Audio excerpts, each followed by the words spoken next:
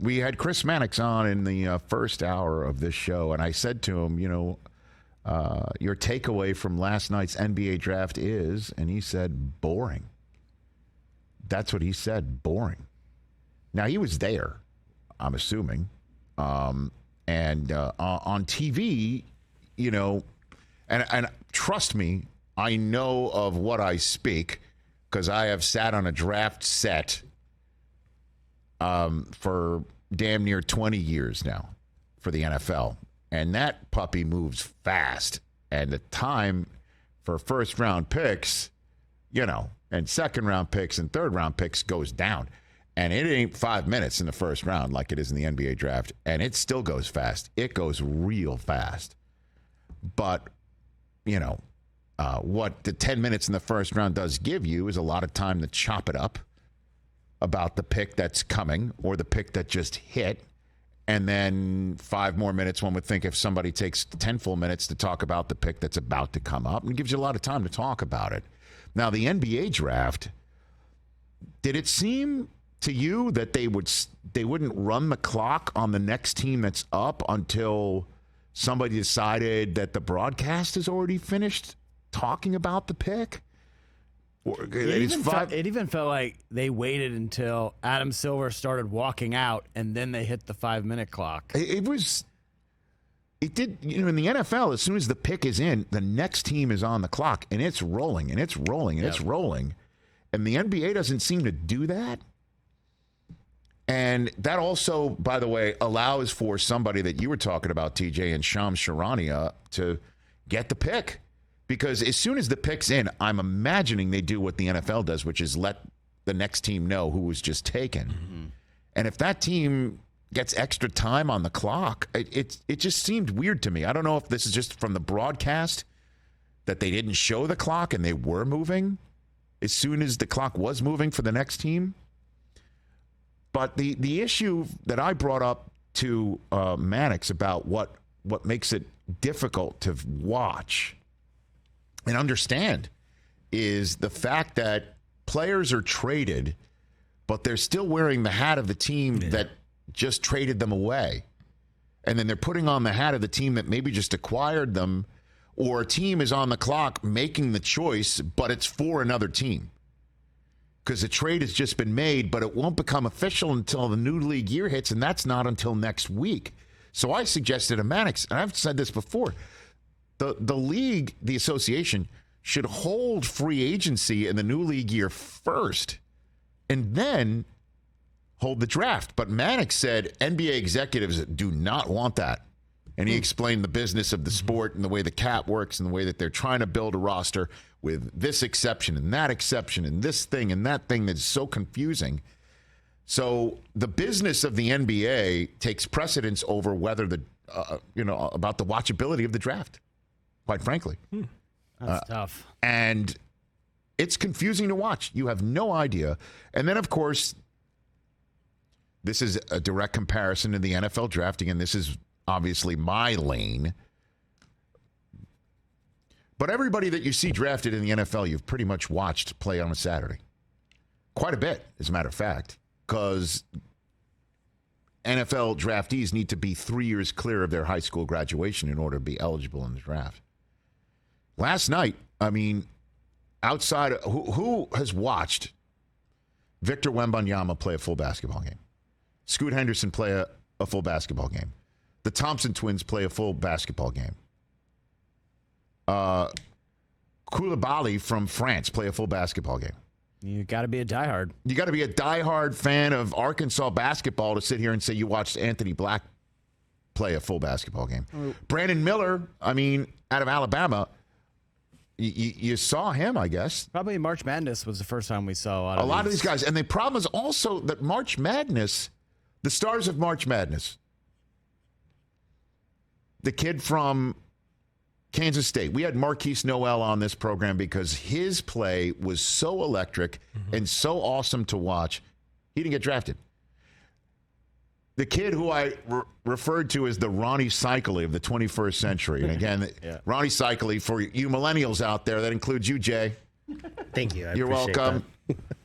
Ronnie Cycli was a guy who played for Syracuse in those great 80s Big East years, who seemed to have like 9 years of eligibility before he got. He seemed like to play I'm sure it was just 4 years or maybe a fifth year or whatever. Like Pittsnoggle seemed like he was there forever. Right. So Drew Timme. Yep. He didn't get drafted. Nope.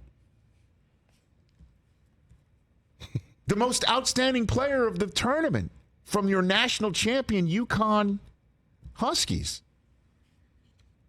Sanogo. Didn't get drafted. Danny Hurley was on the set last night, and his guy didn't get drafted. So that's another issue about the watchability of it. But, and the thing that Mannix talked about also was that he wanted more edge to it. I didn't see the ABC coverage. I was watching ESPN. Malika Andrews was hosting it, and Andrea Carter was on the set with Billis and JJ Redick. And this is the part and parcel of, again, it's just 5 minutes between picks, even though it did seem that they arbitrarily held the clock and then started it again. But there was more conversation, more talk coming from the interviews that Monica McNutt was conducting with the prospect and the family members that they put on the couch. We heard more from that set than from the main set because picks were coming. And, you want to talk about edgy and the fact that there wasn't enough edge for Mannix, and you saw that too. Some other people were tweeting out about everything was too positive and not enough real talk, I guess, or negativity. And that's not what we do on the NFL Network draft set. We just tell you how good the kid was in college, how he may fit in the team that just drafted him. We're not doing the Holy Roman Emperor thumbs up or throw the pick to the Lions, and I don't mean Detroit. We don't do that on the NFL Network draft set. Why crap on a kid on the biggest day of their life? Because you don't know. Nobody knows how good a player is going to be. Nobody knows if Scoot Henderson can look at Damian Lillard in the face and say, let's play together. And he goes, okay, let's see how it goes this fall. And Scoot Henderson is one of the greatest prospects in the history of the game, right? And then Damian Lillard wins a championship with this kid, and they do have a parade in Portland, Oregon. You could sit here and go, that's crazy, Rich. Okay, really? You don't know. But in terms of edge and telling you something that you might think is a little bit edgy, you don't think JJ Redick can bring the edge? And Billis can bring the edge? They do. You see it all the time. They just didn't have the time to do it because they were going to the prospect, getting an interview from that. On the NFL draft, it's years Dion did it. Melissa Stark does it now for NFL Network. Susie Colbert does it for ESPN. One question and out, and they're on the stage, and that's it. Yep. We're moving on. In the NBA draft, that was, some of those interviews were taking 90 seconds, 2 minutes long. Then you go back to the set, and it's like, all right, next pick. Here we go. And so that's where people think, I'm getting a bunch of happy talk. I'm not getting the edgy information that I need here. And I think the NBA loves, why not? Every league loves to show you the face of the kid that just got drafted, a story. You like the family. You love the mom or the dad, and it's great moments. But that, you put it all together, and then, Smiling Mark Tatum is announcing pick 56 at 12:30 in the morning. And if I'm the NBA, I certainly don't like, and the NFL hated this, hated those Sunday draft days. Roger Goodell hated when it was 7th round, guy asleep at the top of Radio City Music Hall. It gives the indication of this doesn't matter. We're falling asleep here. And that's why they sent the show on the road. Well, that because James Dolan sucked and gave them an opportunity to leave Radio City Music Hall, and they have now since totally reimagined the draft. Maybe the NBA needs to get out of Barclays. I don't know. Put it out. Is it the put it out in a 5-minute playground somewhere? You know what I mean? Put it in. Is it extended to 10? minutes for picks, so we have some No, time. I don't know. To me, or... I think they pulled a page out of the NFL, which is, hey Spurs, don't immediately hand in your card for Victor Wembanyama. Let's let ESPN chop it up for a little bit here. Yeah. Because I mean, they took the full 5. They did last night. I even tweeted out like this is taking longer than LeBron's decision. Like hand in the card and get going. And I got some people back saying, now you know how it feels when you're sitting on the NFL draft set and we're waiting for the obvious Trevor Lawrence pick.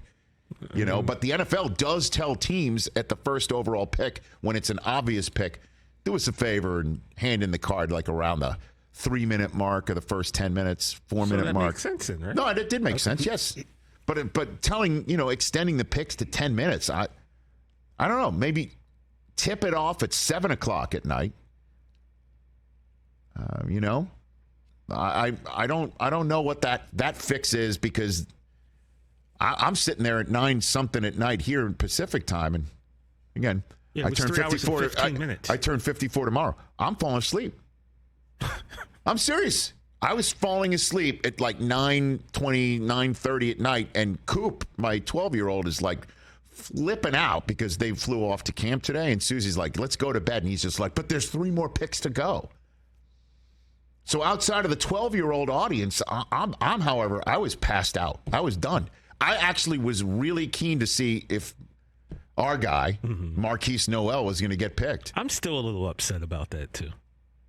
It's like we said when he had him on, like just the drive, the fire, the leadership that kid brought, man. For him, and I guess, once you get to a certain point, I know in the NFL, people would rather not get drafted. Yeah, because you could choose where to go. But it's just like, you got to reward the kids like that, man. Let them get drafted. But the other kids that are getting rewarded are players that we haven't seen on a big stage in a big spot. Yeah. So we can actually use our own basketball knowledge and memories of what we've seen before and go, that kid can play, and I'm rooting for him now, as opposed to somebody who's playing in some league overseas you've never seen play before, exactly. who has put in a ton of time too, one would assume, and they're getting their dream realized as well, and some scout is like, that's the kid, we got to take him in the second round. Certainly if you're a member of the Phoenix Suns organization and you don't own a pick of your own. Well, you don't control your own a pick until 2030. Wow. Which is another confusing thing. Pick swaps and this trade involves a 2028 second round pick. And or a pick swap in 2029 and you're sitting there going, "Oh, all right." But if it's a trade involving a pick in the NFL draft, you're like, "What the hell are they doing?" Right. We could use somebody right here, right now. That linebacker can actually do something for us on special teams instead of you're trading it for a 6th-round pick in next year's draft. Like DeAndre Swift this year involved a pick in 2025, and even that was kind of like jarring. Like, what? Really? Yeah, I think it has to do with roster size. The NBA draft is only 2 rounds. Yeah. NFL 7, obviously. Yeah. Second-round picks, though. We don't see stars out of the second round. It's Jokic, it's Draymond Green, it's Gilbert Arenas. It's kind of it. But you can also make decisions in a production meeting or in a truck that adds the edge in small ways around the edges. Yeah. For instance, I saw this on Twitter from the Kobe Bryant draft that TNT was producing. Put it up on the screen. Look at the strengths: natural scorer, work ethic; weaknesses: passing, liking teammates. That's amazing. Now, again, I know I'm putting something I'm seeing on Twitter up. I'm assuming that's legit. Photoshop is pretty good these days. I know that, right? Yeah. I can see that being a weakness. But, by the way, was that accurate or what? Based on what we know, And so that's the sort of edge that could be brought if that's what's required. I don't know if the NBA would particularly like that or appreciate it. I'm keen to know what somebody in the NBA front office thinks of the way it looked last night and came off last night. Obviously, Victor Wembanyama coming in, you got a figure that even the casual sports fan knows about. right? Or they will know about. So that's a huge, huge I mean, you can talk about a total difference maker. But liking teammates is so funny. I'm going to bet, though, that that's not real. Do you think so? It's probably. Is that fake? I can't see them. I don't know. You never know nowadays. I don't know what to believe and what not to believe, but that is really funny. I'm being told by Mike Hoskins he believes it is fake. Yeah, because there's one with Allen Iverson, TJ, and his strengths, excellent speed, NBA score, weaknesses, hates practice, really hates practice. But that's the sort of stuff that I'd love to see right now. Right. I'd rather host that draft than the one that Manic says, Rich. the draft that like the hater draft. Yeah, I got an idea. Like next year, RES Altcast, where we have some For fake, the NBA fake draft? fun, yeah, some fake fun graphics, and it's just us chopping it up. Okay. We got 364 days to figure it out. To figure it out. I tell you what, Smush Parker believed that Kobe. Liking teammates. Here we go, Steve Nash. Ready? So are these the same things? I don't know. I just Googled the graphic. Here we go. Strengths: strong point guard skills, never been injured. Weaknesses: defense, white dude. Yeah, I'm like, I don't know if that's real. We've been had. But it's a great example of, That's why you can't believe nothing you see. you can't. Oh, Tim Duncan takes one here too. Oh, what has he got? Weaknesses: free throw shooting. Where are you finding this at? It's literally just. Liking teammates. In passing. Here we go. Karen Kittles. Weaknesses: needs to get stronger. One sock. Catch the Rich Eisen Show every single day on the Roku channel, 12 to 3 Eastern, for free.